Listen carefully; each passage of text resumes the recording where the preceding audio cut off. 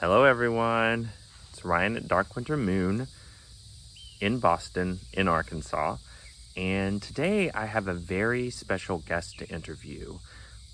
This is one of my long-term friends and fellow witches, been in circle with her many times, April Bisbee, and she is going to talk today with me about approaching the deity and the gods on your own term.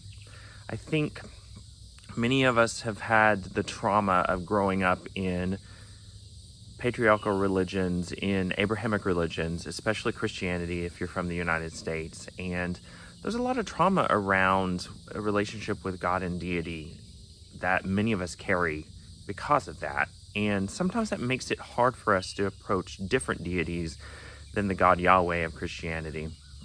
And so today I'm going to talk with her about how to work with the gods and approach deity on your own terms.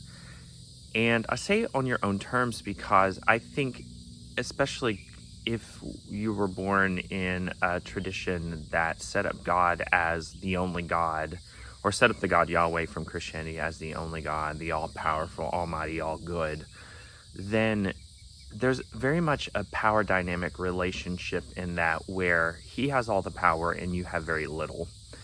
And there's really something empowering about the pagan path, about the witchcraft path, because we get to set our own terms with deity.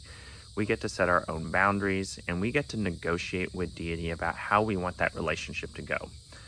And sometimes that means that we do a dance with them. Sometimes that means that we do a back and forth with them until we get it right. And sometimes that means that we get to walk away from the relationship because it's just not going to work for us. So we're going to go all into all of that in just a minute and talk to April. And so how about we get started and have that conversation? All right, everyone. Like I said, I'm here with the lovely April Bisbee, who is a longtime friend of mine. And we've worked in the craft together for several years, and I know her from Arkansas, where we work together a lot. So, hello, April. Hi, Ryan. Hello, everyone. So I'm so happy to get to interview you. You have such an interesting story to tell, I feel like.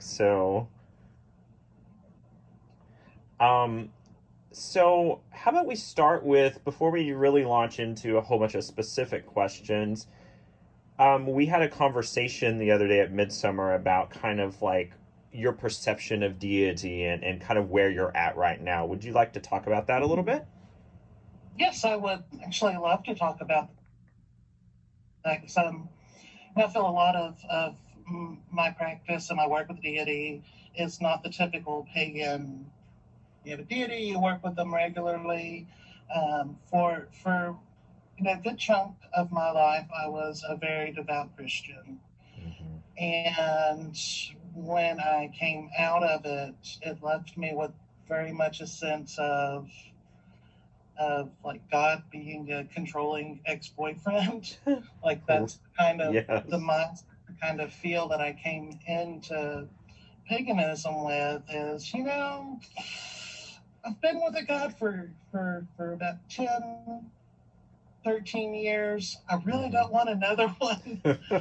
Right. So for the first few years of my practice, I was very much no gods. I don't want. I have my own healing to do before entering into a relationship with another deity.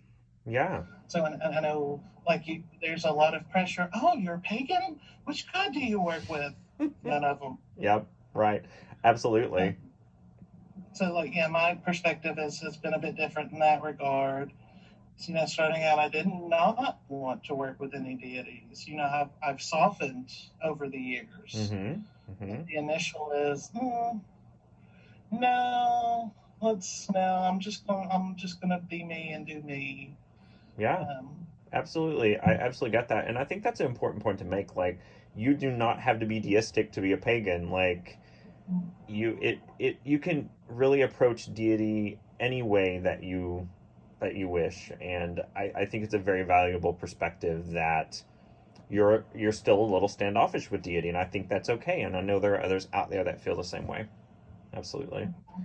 So, um, when I first met you, you were working with Hecate. Um, do you mind telling me a little bit about why you think that Hecate chose you, or that you ended up working with her? Dogs. Dogs. Dogs, yeah. She's a dog goddess, and Mm-hmm. I'm a dog person, and there was that instant comfort and trust. Like, I wasn't suspicious of her, and it was, for me, it was very easy to trust her and to listen to her. Um, a lot because she is a strange one, and I'm kind of a strange one as well. But Sure. there was an initial feeling of safety with her, Hmm. and a feeling of almost a feeling of that she's frequently misunderstood, Mm-hmm. and that I'm frequently misunderstood as well, Sure. and that she's just so old, like she's such an ancient deity, that there was a comfort in that, and just like, okay, and then that she didn't try to be like, like I said, with my past experience being having this mental framework of any type of deity being similar to like a controlling ex-boyfriend. She was not. She was either, hey, you can do this, or you don't have to, it's your decision, let me know. Sure. Sure. And that, to me, the fact that she was so approachable with you, not only because of your simpatico with her, but also because she wasn't pushy, that's beautiful. Yeah. She wasn't trying to control you. She wasn't wanting to force you into an agreement or anything. Yeah. And that's, another thing, to not pushy and not trying to force me into an agreement. But she also, did describe to me like the substance that's in me is something that a lot of deities find very attractive. And she had explained it as, with me almost being in seasons with different deities. Interesting. And I've kind of noticed that too, that, I'll feel drawn or feel close to one particular deity for a while, and then it's like they move on, and I move Hmm. on. Sure. Sure. Well, and that brings me to the other question I had. You started working with Aphrodite, as well. Bless her wisdom. And so, can you tell me about like that transition that you went through and maybe why that happened? There's a couple of different reasons. The first reason is I never really liked Aphrodite. Never really, just uh, the whole image of love. But when I looked at myself in not critical way, but critiqued myself, it's like, well, April, part of the reason why you feel this way about her is because that's an area that you're low on in your own life. Sure. Like what she represents and who she is something that I have always pushed away from myself. Absolutely. And also another interesting connection, because going from Hecate to Miss Aphrodite, it's like two different worlds, like really two different worlds. Right. And there is a Russian fairy tale about Vasilisa the Beautiful and about Baba Yaga. Sure. And seeing, those two, Vasilisa and Baba Yaga, together, seeing them like that, it very much had the feel, and it reminded me of Hecate and Venus together. Sure. Like two very opposite energies, but still, they still needed each other. Right. That makes sense. Yeah, absolutely. There almost like a polarity, like a balancing that needed to happen. Mhm. Well, and you know, I wish that I could have recorded our conversation the other night after a ritual around the dinner table about Aphrodite. But when you first said that too, I thought about our conversation about why. Well, of course that she would choose you because you didn't want her to choose you. Like she's, bless her wisdom, is like, oh well, you don't want that. Well, we're gonna have it. You know. So seems like And a lot of what I worked with, and I'm thankful for her. I'm yes. very thankful for her. And a lot of what we worked on together wasn't necessarily about finding romantic love or being in that type of partnership, but it was more me getting in touch with my feminine self, Mm-hmm. and also like expressing the feminine through artwork and through just through physical changes in my own body, like my, and I'll say this, and you can keep it because it's good to know. Right. Right. Most of my life, my menstrual cycle was just completely out of whack. Like I would Mm. only have a period if I was on birth control. Mm-hmm. I don't like being on birth control; it makes me. Ugh. But I Sure. realized when I started working with Venus, my cycle began to level out, and it's been level now for goodness, maybe 3 or 4 years, Wow. and I credit that to her. Wow. Just having you know being a female and feeling like my body's not functioning the way a female body should. Right. She helped a great deal with that, and I thank her for that. That's beautiful. And actually, oh, I was about to commend you on your artwork because I ended up with some of your artwork and it's above Yeah. my Aphrodite altar. And Oh. I'm gonna throw a picture of it up right here to Yeah. show it off if that's all right. Oh, yeah, that'd be perfect. Yeah. Awesome, awesome. I'll do that. And something else I think about too, speaking of Aphrodite, bless her wisdom, I talked about this in another video and I'll put it up here. But you were actually Mhm. aspecting her, meaning you were allowing her to speak through you, and you're the one that I, as herself, that I accidentally called my lady, and she called me out on it like that. And Yeah. she was like, yeah, so that attitude came right out, and that was so, it was terrifying and cool at the same time.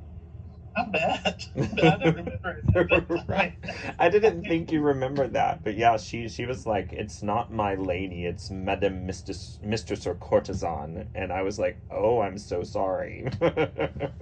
So, but yeah, just to see the transformation in you, not only from Hecate, from when I first met you to Hecate to when Oh, you yeah. were working with Aphrodite, you just settled into this, you seemed more comfortable in your own skin. You seemed more yourself. You were glowing with this positivity in the sense of like this self. You were seated in yourself so well, and you've maintained that and carried that forward. Every time I've seen you, you've had that glow. Yeah. Thank you. You're You're welcome. you're making me blush right now. Ooh. And honestly, it's taken me a lot of time and a lot of work to get to where I'm at. And also feel, for me personally, that's why I usually, for me, it's part of why I feel I'm not devoted to one deity. Right. And, Right. and what I mean by that is I'm very aware of the holes in myself for the most part. I can see where it's like, oh, wait, hang on, something's off kilter or something needs. I'm very aware of, very self-aware of my own mind, my own spirit, Sure. and I feel that each deity has a little something different to offer, Right. and to help me to helping me to grow into who I am, and not only helping me to grow into who I am, but also being content with where I'm at. Yeah, absolutely. That definitely resonates. Um, with me, even though my primary deity is Apollo, the other deities that have moved in and out of my life have come in to help me fill holes in my life, like you're talking about. I definitely recognize that, resonate with that. Let's see. Well, then let's go back, because something that you said about Hecate, I would like you to go into a little more detail. So you said she's a dog goddess, you're a dog person. What does that mean? What do you mean by that? How does that manifest in herself and in you? Oh, I've never particularly thought it like one of her animals, one of her symbols is a black dog, Mm-hmm. and I've used to do dog rescue. I have dogs now. I think I don't know. You're a cat person, right? Yes, I like dogs, but I'm So definitely a cat person. okay, so it's kind of like that. Like you're a cat person, and you meet another cat person, and there's an instant bond. It was very Right. similar to that. Oh, It's like, oh, very. she likes dogs. Okay, she can't be bad. Right. I mean, Yes, that's how I feel about cat people. Absolutely. yeah, Yes. yeah. There's like yeah. It's kind of just like oh, okay, yeah, I got you. Right, right. So, would you like to talk a little bit about your Uh, dogs then? no, No? not right now. I'm slightly mad at my dog right now. He jumped out of the window, and I had to take him to get Oh, stitches. oh no. Right. Well, then we can I've been just. calling him 259 for the past couple of weeks. 259? Why is that? That's how much the stitches cost. Oh no. Yep, okay. I can understand Yeah, why you'd be mad and maybe not want to talk about it right now. yeah.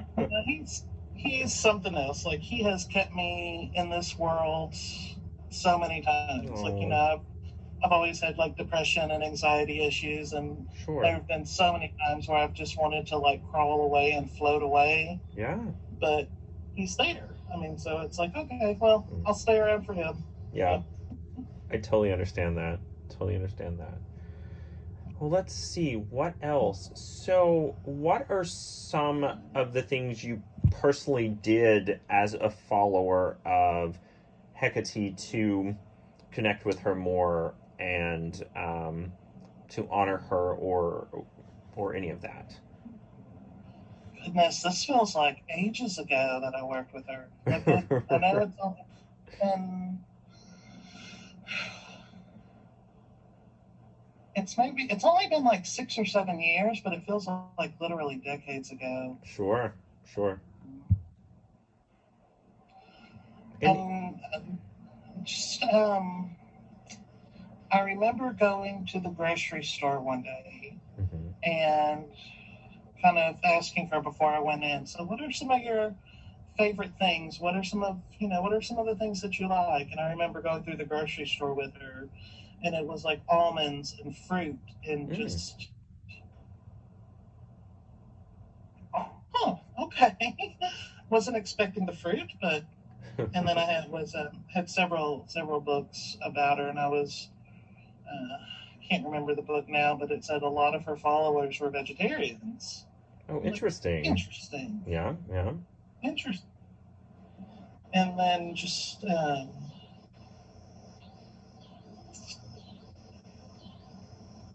more or less spending time with her, like Hmm. it's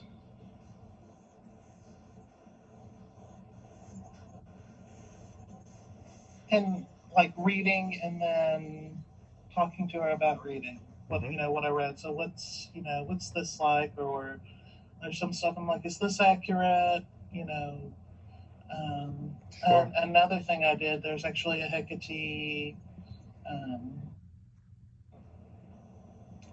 tarot deck, tarot Oh. deck, oracle deck, Hmm. and I would just look through them, and like each card is a facet of her. So I just like kind of like look through the cards and study the pictures and let her speak to me through the pictures that were Sure. in the cards. Sure.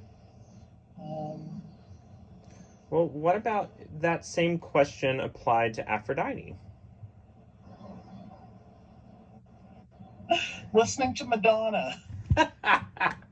That seems so Like appropriate. 1980 Madonna. Like I love that it. for some reason she just really like I guess when I was a kid, Madonna, I loved Madonna, loved her so much, and like when I started getting to know Aphrodite better, it was well, just feeling like I really need to go listen to some Material Girl or some Yes, old, absolutely. old Madonna, just feeling that strong feminine energy. So that, and again, of course, like reading and researching, and it's not necessarily the reading that I went through. Reading Hmm. is more like a jumping point. Sure. Uh, so I know, like, I kind of use Venus and Aphrodite. To me, they're very similar, right? Sure. One's Sure. Greek, one's Roman, Hmm. but still very similar. Sure. And I remember reading um, reading that Venus was credited with the founding of Rome, and I Mm. thought, well, I thought Romulus and Remus were the ones who founded Rome, Sure. and her response was, "I've always loved the little wild ones." Ah. Well, that's not something you would find in, but just taking like the little bits and pieces I know of different things and being like, hey, how do they see it?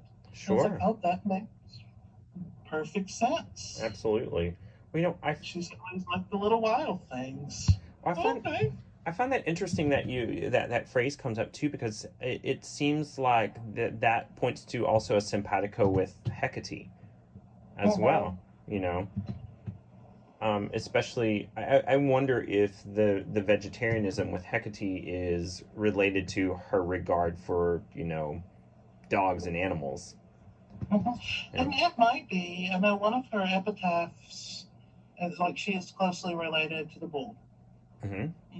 Sure. Aphrodite, Venus is also closely related to the bull, and I'm a Taurus. Go figure. Right. Right. Where was I going with that? Or one of Hecate's epitaphs is little bull-horned headdress. Like the way I Mm. understand it is she very much regards herself as being cow type, Sure. like being in line with that archetype. Hmm. So you kind of see the. Yeah. Definitely. I think they probably have coffee together in the lounge in between deistic visitations, probably. Okay. Right. So, what advice would you give to anyone that is kind of feeling the call to approach deity, but doesn't that has kind of the same experience as you, that maybe standoffish and kind of like a lot of us have had a bit of trauma that we're carrying around from Christianity. My main advice is first of all know yourself and be comfortable with yourself, Mm. which is a lot easier said than done. And also, if there's a deity that's of particular interest to you, like Hmm. if you read about them, like I tried, um, I, between like my Christianity and my paganism, there was a short stint in atheism, right? Sure. And that didn't really fit very well for me. Sure. Uh, so like it's hmm, let me think here. Sure. Take your time. You know, 'cause it's I know a lot of my journey is being comfortable in myself, Hmm. and if there's a particular deity that's of interest to you, take the time to get to know them without making like a devotion to them. I Yeah. think one thing, a lot of people are so quick to be like, "Oh, that's my God," I'm Yeah. totally for it.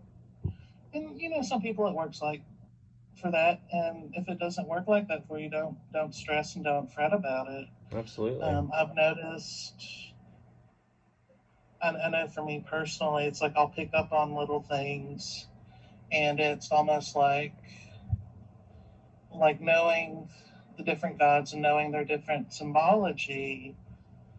It's like, say if I'm driving down the street and I see a homeless guy in a red shirt. I know that's a very specific homeless guy in a red shirt. To me, that means Baba Legba is trying to make a contact or try to reach out. He's actually, I trust him. He's one of the very few male deities that I trust. Oh, very interesting.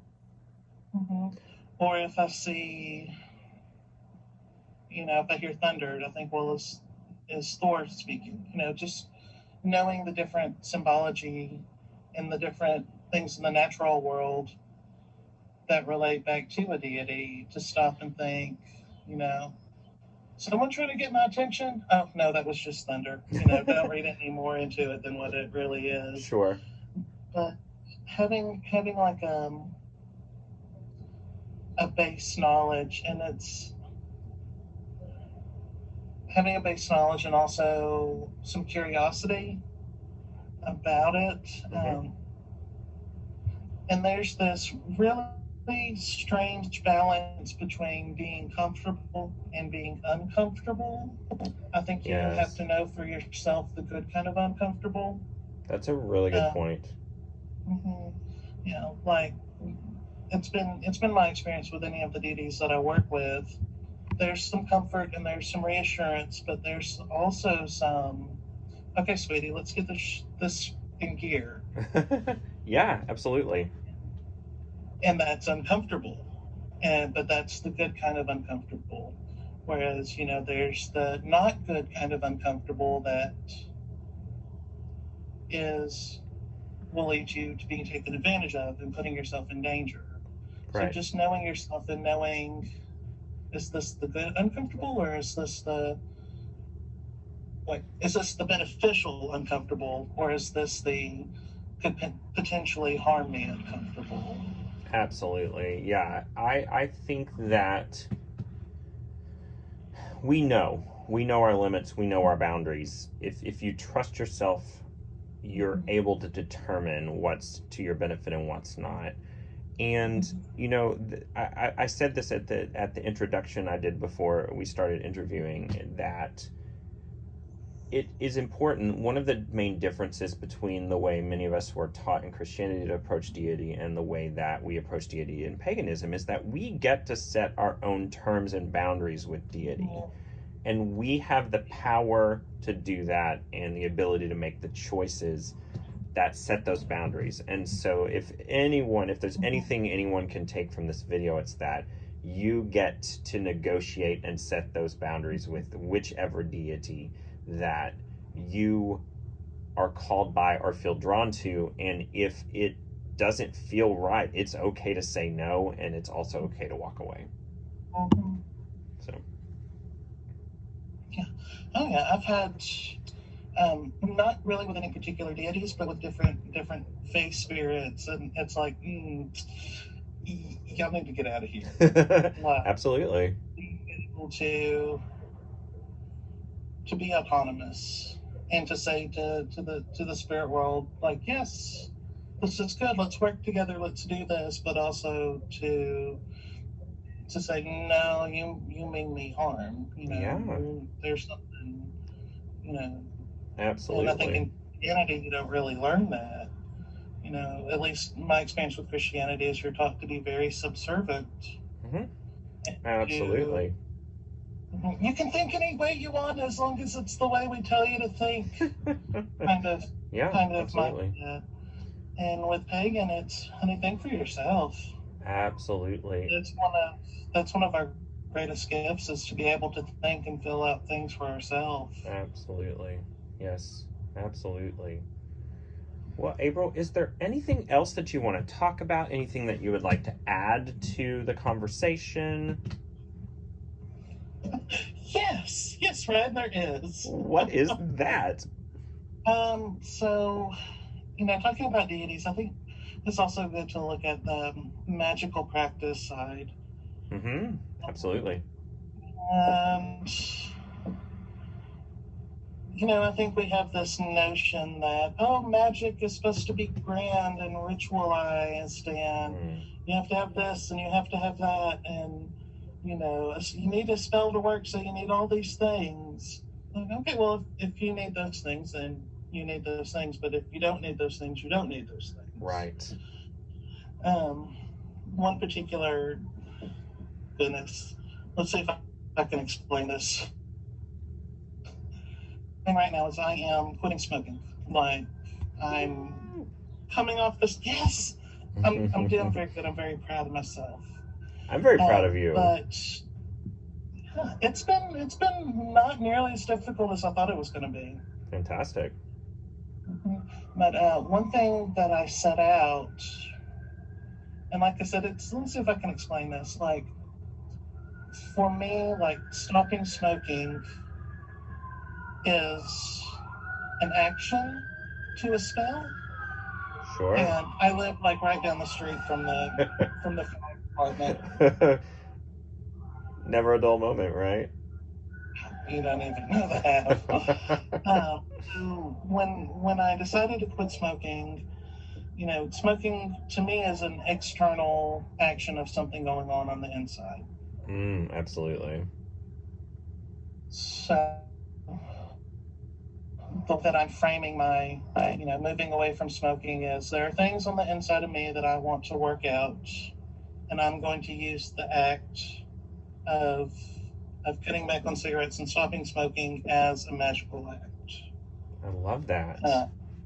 To work out what's going on the inside. Absolutely. So I mean, wait, you're quitting smoking is your spell? Absolutely. Quitting smoking, is a spell. Absolutely. I think that's a wonderful point. Magic does not have to be a grand act.